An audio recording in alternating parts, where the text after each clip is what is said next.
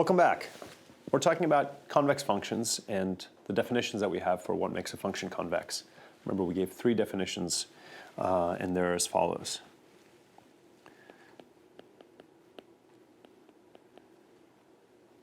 So f is convex is equivalent with the following. The first definition has the nice property that it makes no assumptions whatsoever about the function. F of lambda x plus 1 minus lambda y is less than or equal to lambda f of x plus 1 minus lambda f of y. Second is a definition that requires either a gradient or a subgradient. I'm going to write it in both forms. F of y is greater than or equal to f of x plus the gradient of f of x times y minus x, or in the subgradient form, what I would have here is I'd replace the gradient with the subgradient.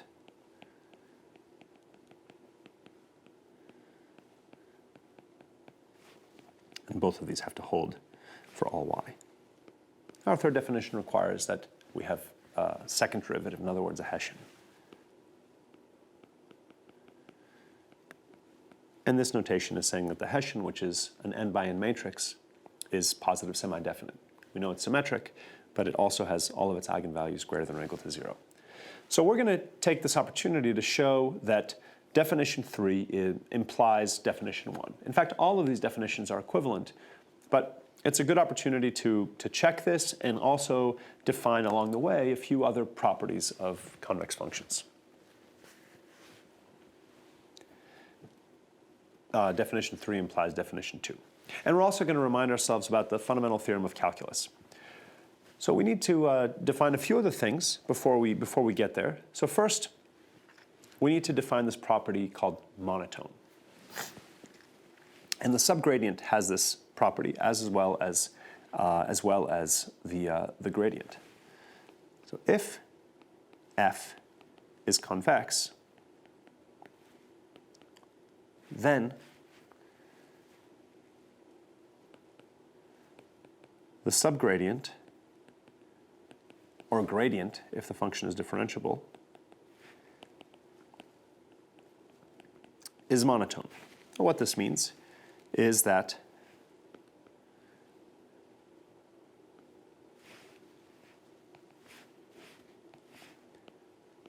the gradient of f of x minus the gradient of f of y, dot product with x minus y, is greater than or equal to 0.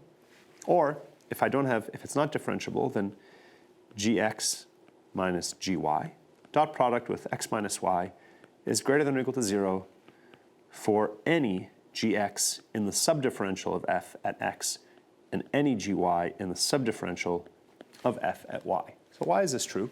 We can easily show this, say, from definition 2. So note that I'm trying to prove that definition 3 implies definition 2. So I'm not going to use this as part of the proof. I'm not going to rely on definition 2. In the next slide, we're actually going to show that if we're going to show that monotone implies convex, and that definition 3 implies that the function is monotone. But let's just see where this property comes from and why convexity immediately implies it.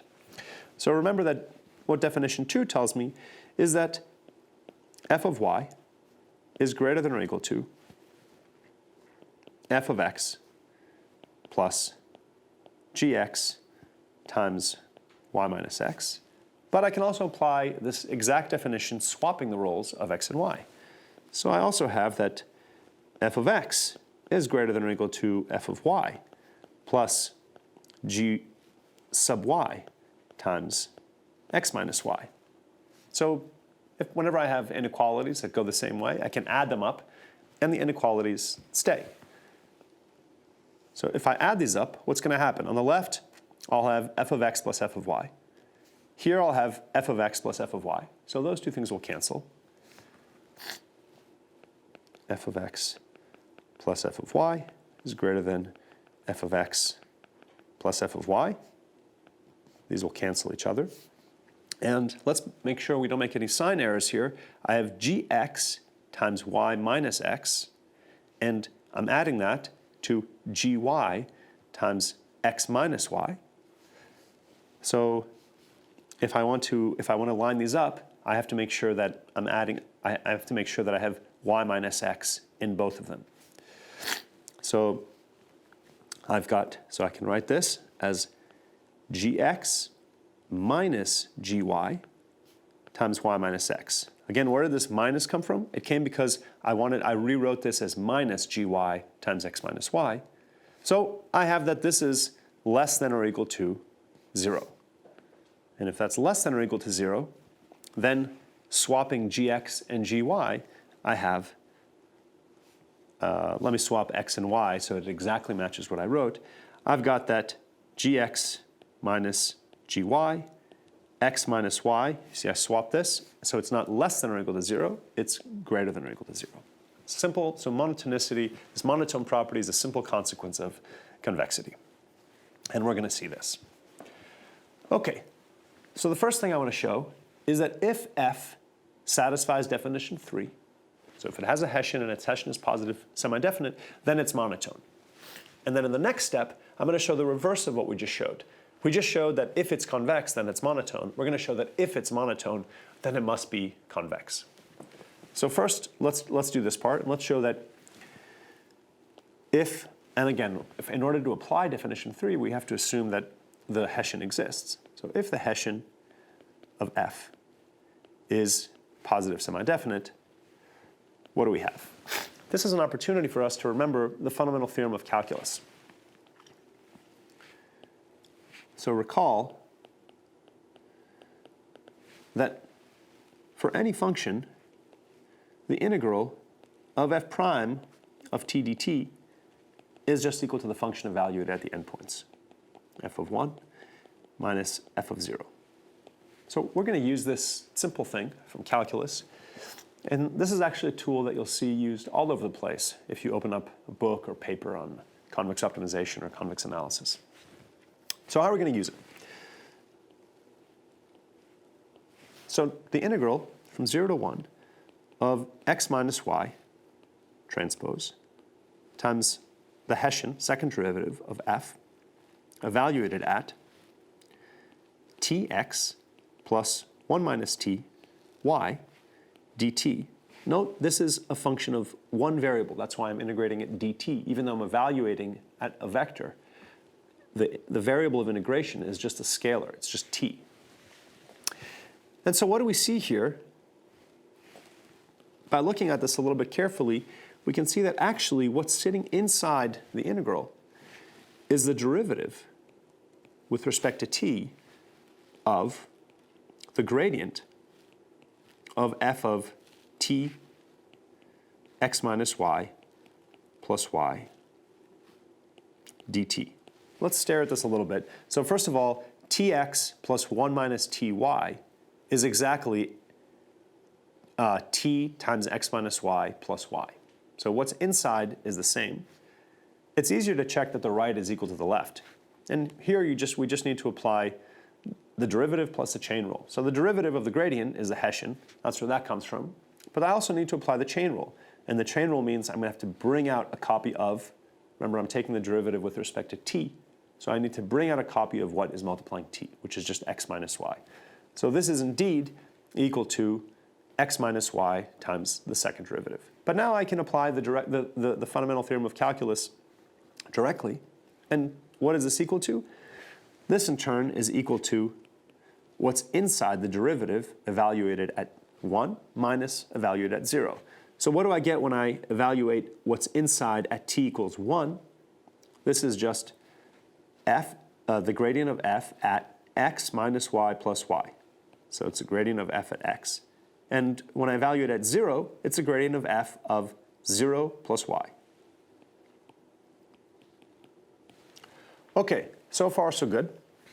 So what this tells me now let's multiply. Remember, what is the definition of monotonicity? For monotone, f monotone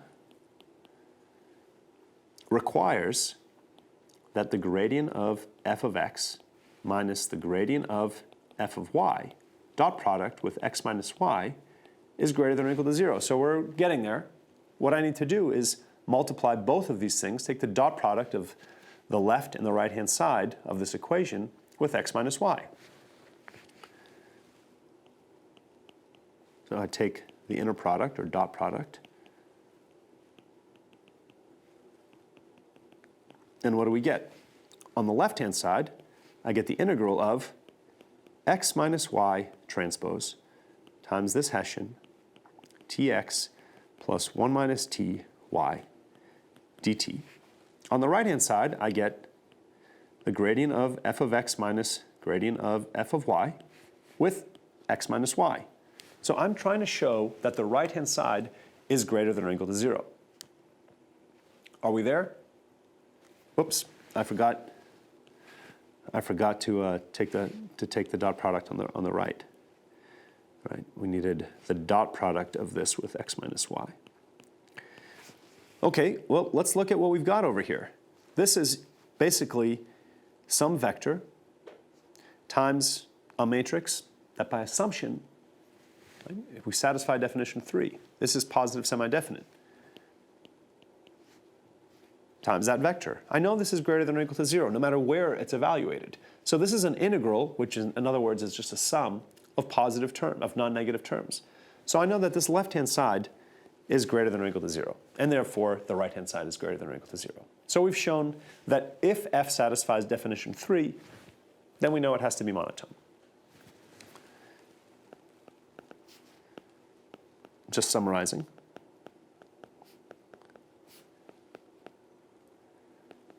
So we're getting there. We saw in the previous slide that if f is convex, it's monotone. We need to show the reverse. We need to show that if f is monotone, then it's convex, and then that will have that will satisfy my what I need to show. Okay. So I need to show that if f is monotone, then it's convex, and in particular, I need to show that it satisfies convexity according to my second definition. Because then what we'll have shown is that if our Hessian is positive semi-definite, then it's monotone, and now we're going to show that if it's monotone, it is convex according to definition 2. And this will complete our chain. Okay, so we're going to assume that f is monotone. This is where we are so far. And we're going to use the same trick, this fundamental theorem of calculus. So let's see how we're going to use that. The integral from 0 to 1 of the gradient of f y minus x t plus x transpose y minus x dt. Again, exactly the same idea as we did before. We recognize that this is really just the derivative with respect to t of f y minus x times t plus x dt. Let's look at this one more time. Again, this is a trick that's used all over the place, so even though it's just this algebraic manipulation, it's worth getting your eyes used to it. On the right-hand side, what do we have? The derivative of f is going to be the gradient times a chain rule, derivative of whatever's inside. Derivative of f is just the gradient. We see that on the left. And also, the chain rule tells me that I need to bring out a copy of y minus x. And this is exactly what's happened. So this, by the fundamental theorem of calculus, is just what's inside evaluated at 0 and evaluated at 1. So this is just the inside evaluated at t equals 1. What is that? When I evaluate this at t equals 1, I get y minus x plus x. So this is f of y. When I evaluate at 0, I get f of 0 plus x. So it's f of y minus x. So let me rearrange this equation a little bit.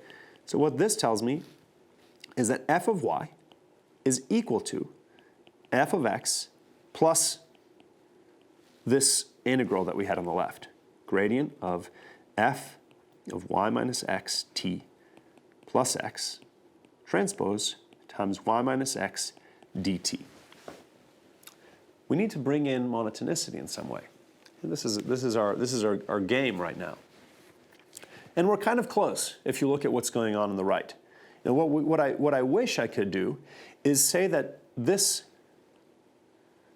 thing, if only this were greater than or equal to the gradient of f. So if this were greater than or equal to the gradient of f of x with y minus x, we'd be done. Because what we would have shown is that if f of y is equal to this, and this integral is greater than this, this dot product, this is exactly definition 2 that we're trying to prove. Well, looking a little bit closer here at this integral, what is the relationship between this integral and this value that I wrote? So this integral evaluated at 0, what is it?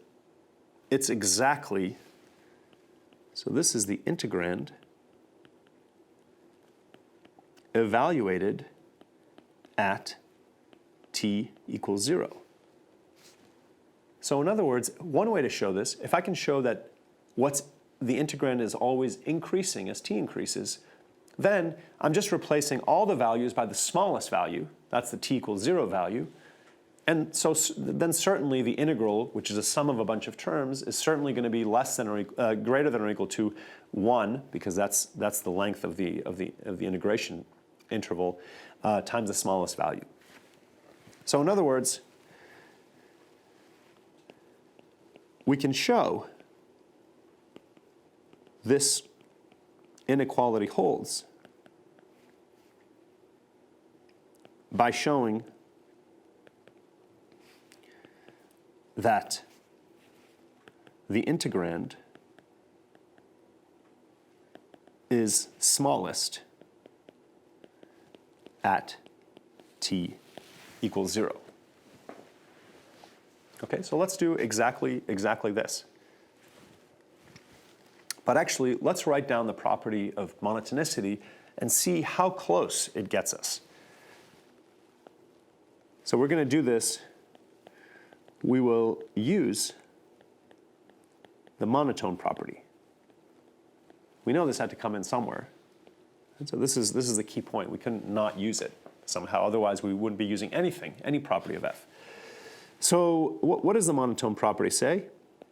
Well, I've written it on the previous slide, but it's useful to write it in this context that we need it.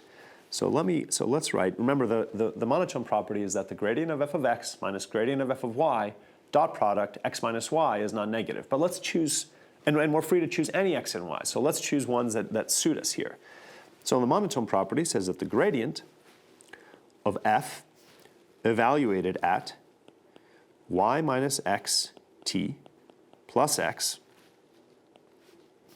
minus the gradient of f of x dot product with, remember the monotone property again, it's gradient of f evaluated at something minus gradient of f evaluated at something else, dot product, the difference of those two things. So I need to take the difference between what's inside here. Y minus xt plus x minus x. Monotonicity tells me that this is greater than or equal to 0. But this is exactly equivalent to, the gradient of f of y minus xt plus x minus gradient of f of x. And what's on the right here, the x's cancel, and I just have y minus x times t. But I can just bring the t as something between 0 and 1. It's non-negative. So if this thing times t is non-negative, this thing not times t is also non-negative. So this is greater than or equal to 0. But what does this say? This is exactly the integrand evaluated at t minus the integrand evaluated at 0. In other words, if I call this integrand, if I label this entire thing, let's call this h of t, this is exactly h of t minus h of 0. And what we've shown is that this is greater than or equal to 0 for all t by monotonicity. So that means that the integral of h of t is certainly greater than or equal to h of 0 times 1. 1 again being the length of the integral. So this is exactly the property that we wanted. This tells me that putting it all together, I've got that f of y is greater than or equal to f of x, or let's put the whole chain. So I'll put equality is equal to f of x plus the integral from 0 to 1 of h of t, which is greater than or equal to f of x plus, not that whole integral, but just its smallest point, h of 0. And what is h of 0? It is exactly what we want, f of x plus h of 0, which is gradient of f of x times y minus x. And this is the equality, the final inequality that we want.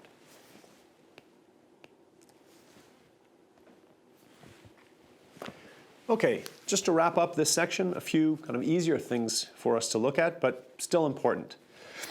So it turns out that the max of convex functions is convex. Well, let's just see it by picture. One convex function, another convex function. What is the max? The max is just that V shape. So this is convex.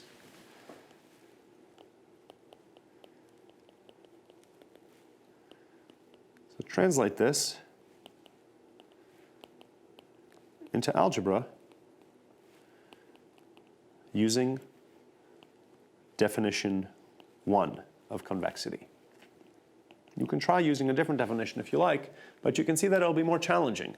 In particular, definition 3 is just not applicable because this max, even though I've took the max of smooth functions, functions that may have a second derivative, may have a Hessian, that has a point here. So you see I generated this kink here, and therefore, in general, the max is not going to have a Hessian. So you want to make sure that you don't try to use definition 3. How about the min?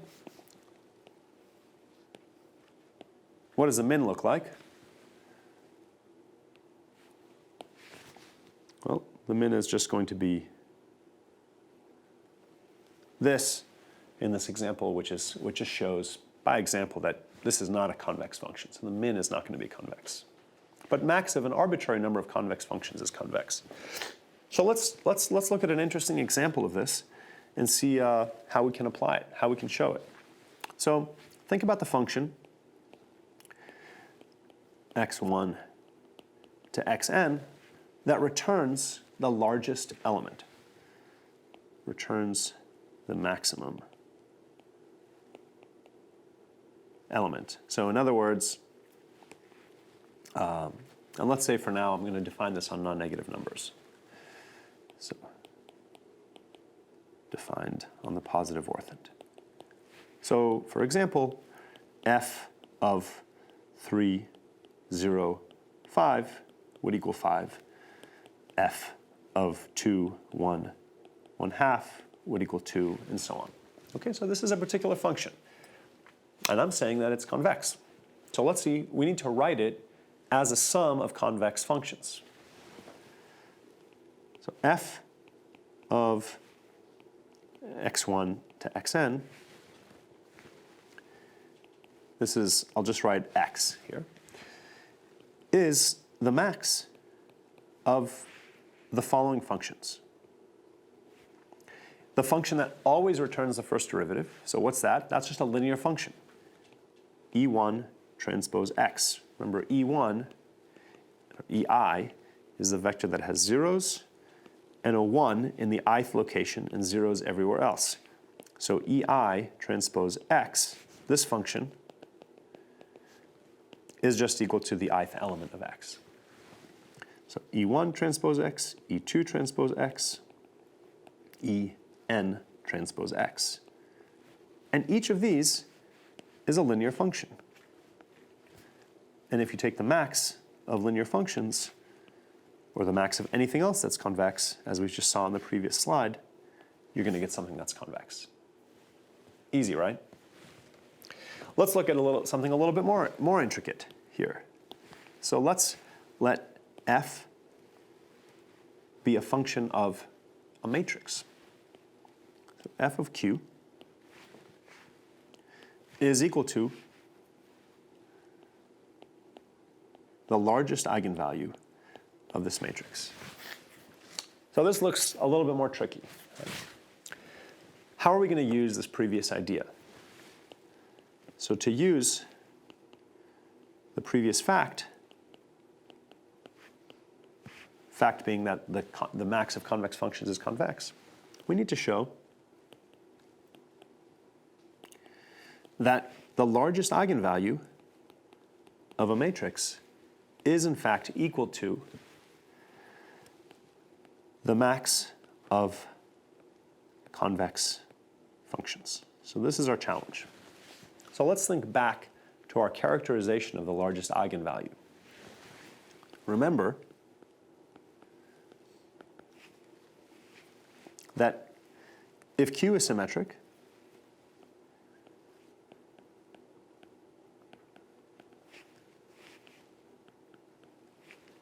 then X transpose QX is always going to be less than or equal to the largest eigenvalue of Q times the norm of X squared. And X transpose QX is equal to the largest eigenvalue times X squared when X is equal to the eigenvector corresponding to lambda max. Let's just check this last part. That's the easy part. So if X is the eigenvector corresponding to lambda max, what does that mean? It means that X transpose QX is equal to X transpose, what's QX? Well, it's just lambda max times X, because X is that eigenvector. So this is equal to lambda max times X transpose X, which is equal to lambda max times X squared.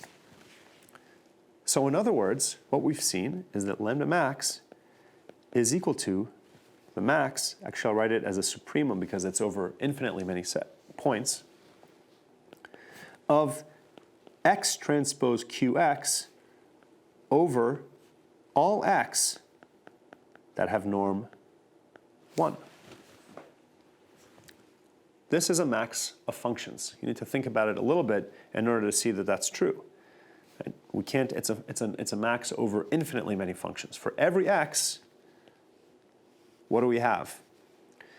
X transpose QX as a function of not X. This is we all care about, this is as a function of Q. As a function of Q is actually just a linear function because we used this property once before. X transpose dot product Q is equal to X transpose QX.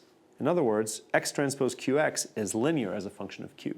So the largest eigenvalue of a symmetric matrix is just the maximum, actually the supremum again, of linear functions. Well, if it's the max of linear functions, then it's kind of exactly like the example that we just saw with the max element, and itself has to be a convex function.